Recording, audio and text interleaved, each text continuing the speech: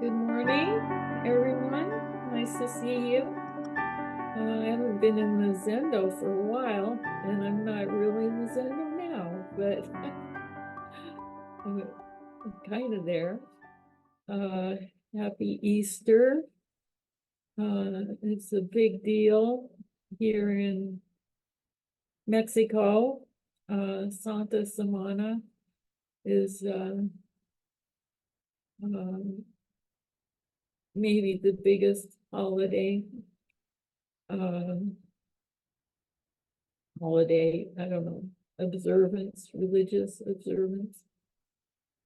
Um, so today I want to talk about one of my favorite koans, uh, which is actually in two koan books. It's in the Blue Cliff Record, and it's in the Book of Equanimity, and the translation's the same, both. Um, oh, this one's using Japanese names, which is nice for me because I have so much trouble with Chinese translation. Attention, Riko Taifu on one occasion asked Master Nansen, Dharma Master Joe is exceedingly wonderful. He said, heaven and earth have the same root. The 10,000 things are one body. Nansen pointed to the peony in the garden and said, Kaifu, people nowadays see these flowers as if in a dream.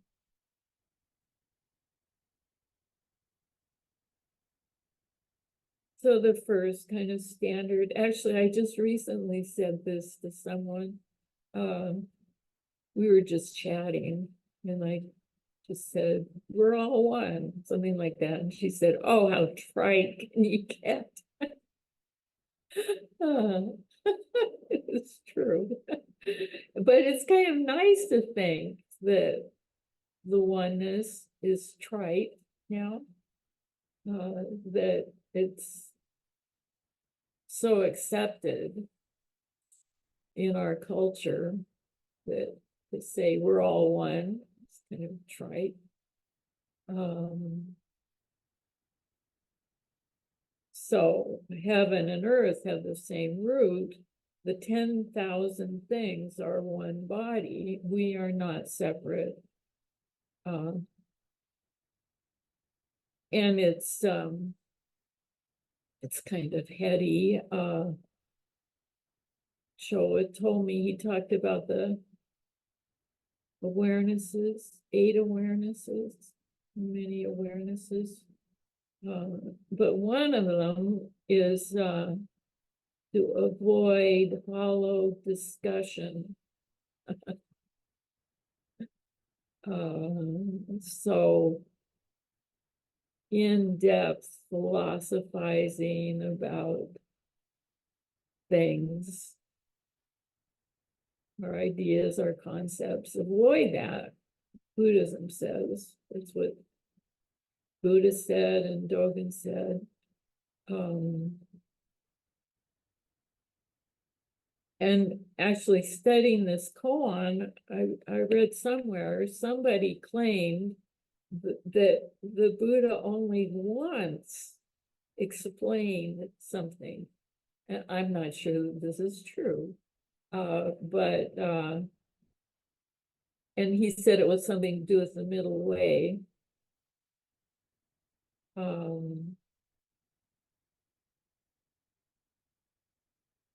but the thing we love about our koans and many sutras is the ability of these great masters to express the oneness non-dualistically. which is like impossible because our language is dualistic. As soon as I open my mouth, it's dualistic. And what Buddha found out was the world is non-dual. And that's actually the first precept, which is, what are those called? I can't remember, but the first one is don't do evil. And evil is defined as separating. Don't separate. I mean, we can't because the nature of our life is non-dual. So when we separate, it's evil. It's against the nature of our life. I'm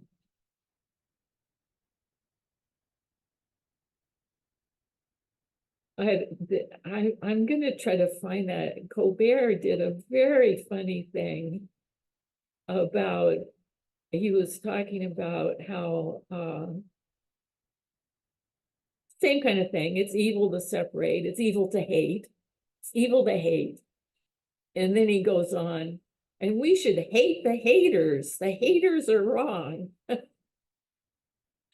So how to do that? How to,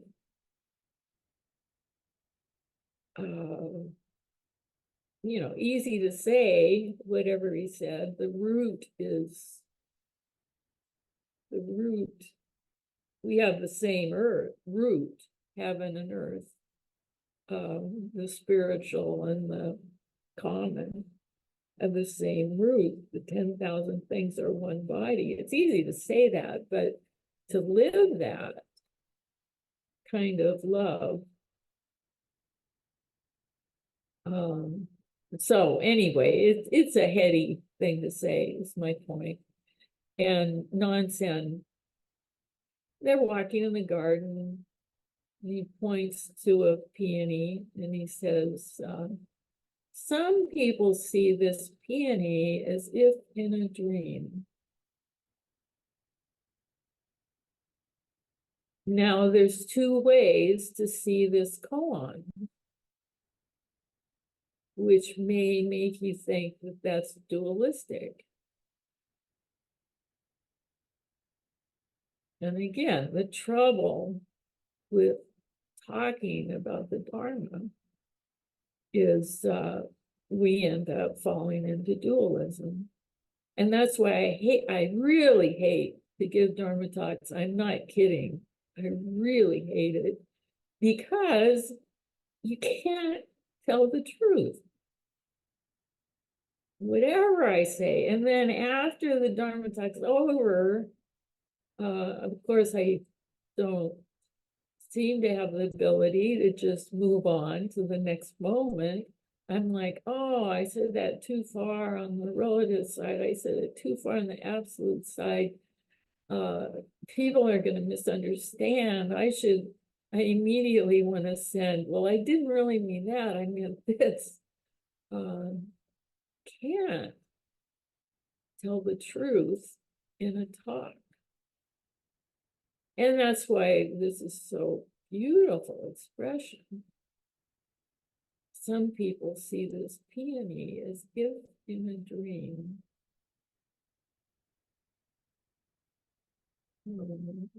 The Japanese love peonies. They have a festival, peony festival. I was going to look up if that's in the spring or not.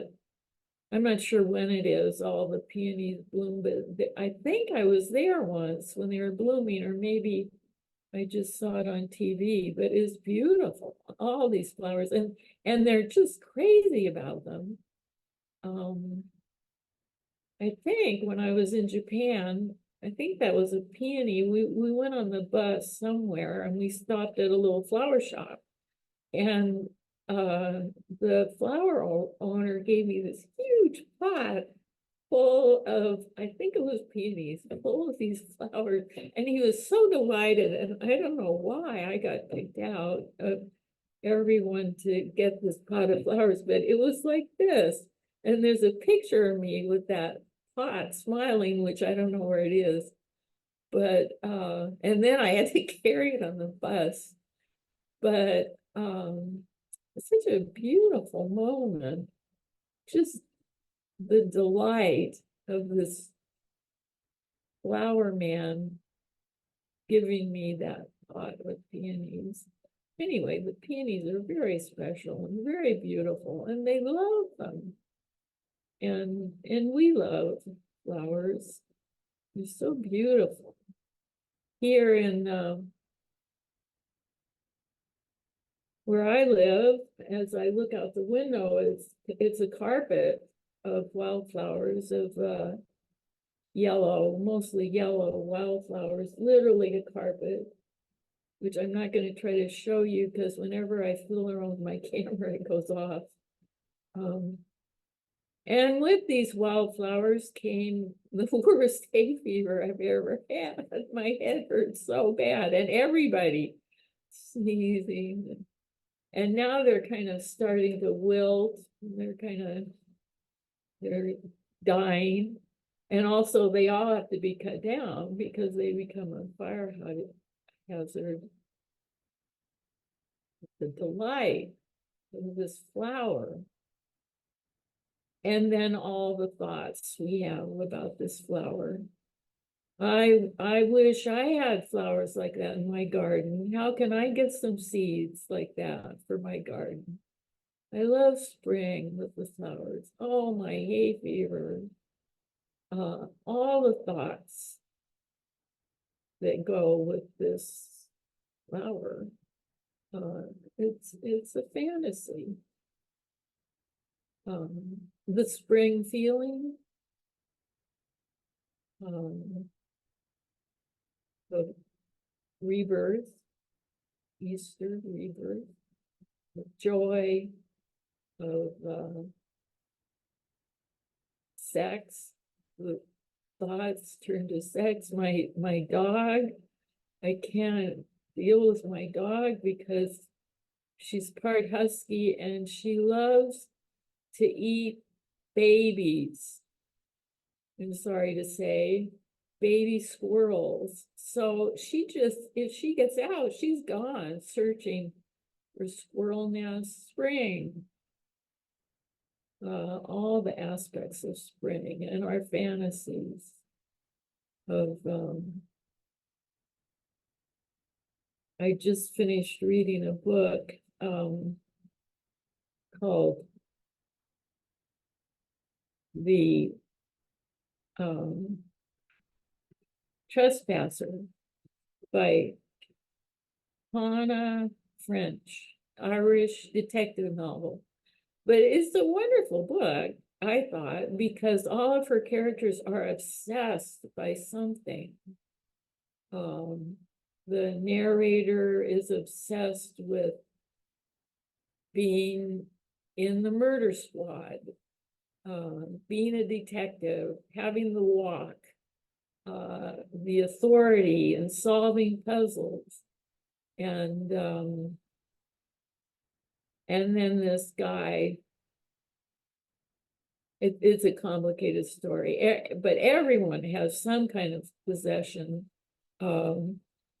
One is a couple.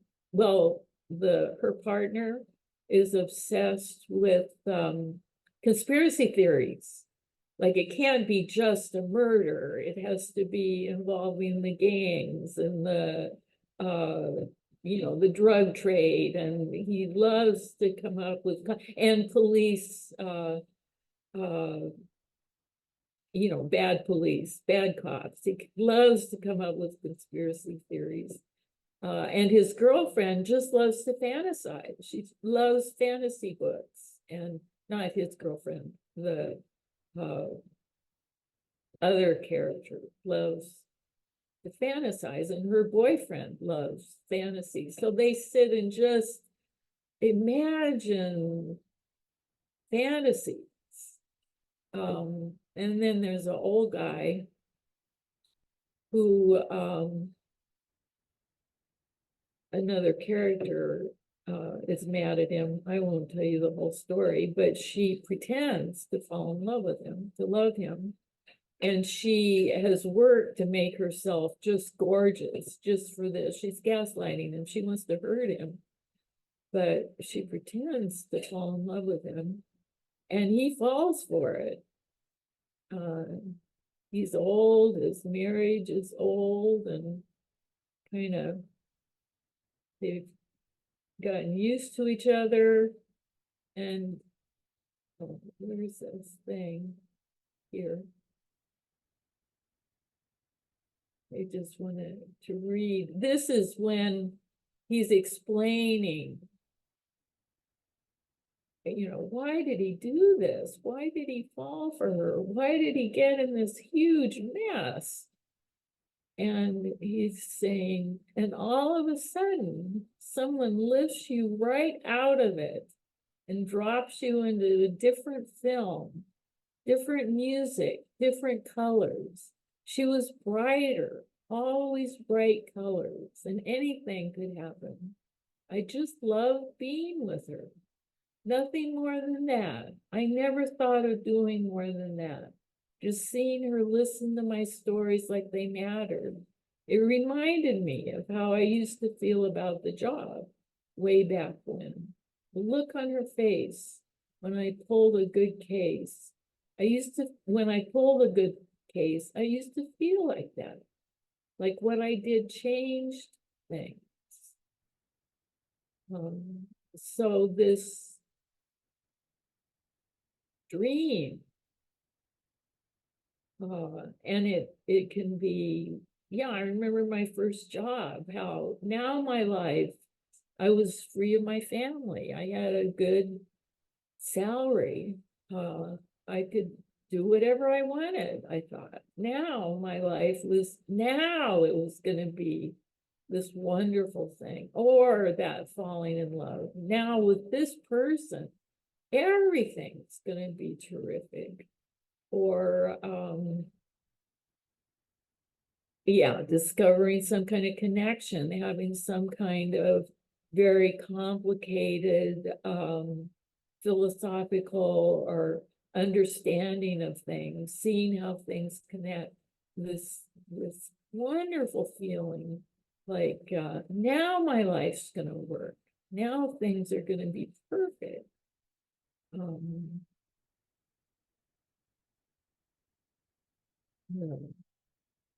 Dream rather than seeing our life as it really is, which is something, of course, Buddha taught, the end of suffering. Ryodo Roshi just told me a thing. Let's see, I don't want to do that.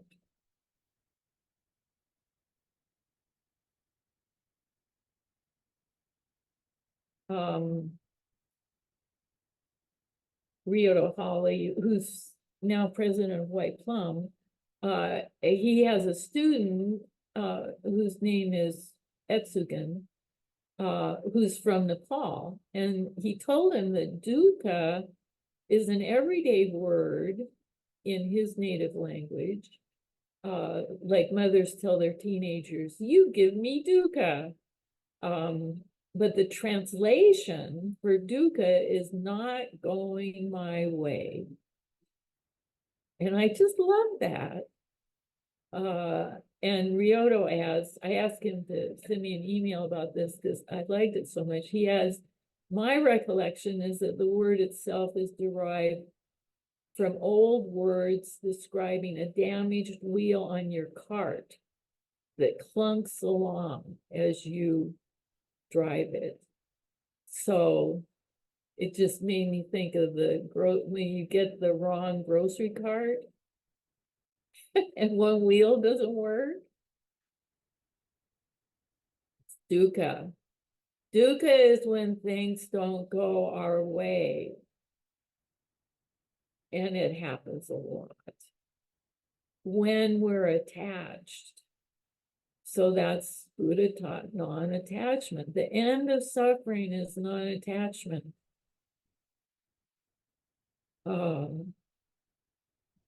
So attached to the perfect job, attached to the perfect relationship, attached to this beautiful spring day, attached to this beautiful flower, attached to this, the biggest attachment is the attachment to enlightenment. Oh, I'm gonna sit. Many of you, some of you have just finished session. I'm gonna do Zazen and see what Buddha saw. And since Buddha said it's the end of suffering, then everything's gonna be perfect. It's gonna be awesome. Attachment to enlightenment. Because what is enlightenment? It's knowing what a flower is, which is just the flower. Knowing what my life is, which is just this life, which has some wonderful moments and has some really tough moments. I recently had a tough moment because a friend of mine died by suicide. Beautiful person. Sometimes, well, every time we have a dance party, I want to do, I want to dance with somebody. I want somebody to love me. And it sounds like a greedy song, like a thirsty song. But the reason I love that song is because one time I danced with her to that song. She loved it. And it was just so much fun. There were 4 or 5 of us, and we just felt that love. It was like, yeah, and I've got it right here, dancing that song. And she had that kind of love, that kind of joy. And actually, she lost 2 babies. She lost one before the baby was born and one right after, 2 little boys. And the grief for her was so overwhelming. And she knew that she should pick herself up and just go on with her life. And she did everything. She talked to me some about Zen and how we see it. She did everything. And in the end, it just overwhelmed her, that grief of not getting what she wanted, her babies, missing her babies. And like I told people, I really don't have judgment. I don't know her karma. I don't know her circumstances. But that's living our life as though it's a dream that, yeah, I'm gonna have babies. I'm gonna have the perfect family. So anyway, I told you there's 2 ways to look at this koan. And one is just that, don't be attached. See things as it is. That's the end of suffering. See things as they are. But the other thing is when you see things as they are, when you see life as it really is, you see that it's a dream. Constantly changing, nothing to hang on to. And the nature of that, not knowing, nothing to hang on to, that's that noble truth. No, it's not noble truth. I can't remember what they're called. That one, don't do evil. The Bernie used that as the first tenet, which is not knowing. Don't separate means to see life is not knowing. A dream. constantly changing. And the nature of that dream is wisdom and compassion. Always. So at the same time that we're wanting something we can't have or hating something we do have, at the same time, it's perfect. It's the perfect moment as it is right now.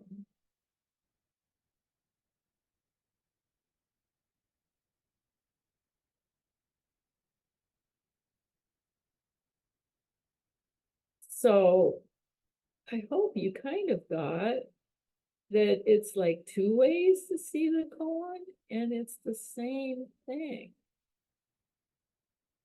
Don't be attached. Allow life to be as it is. And then you see, as it is perfect. And we go back and forth. In the midst of a great tragedy, it's a tragedy. It hurts.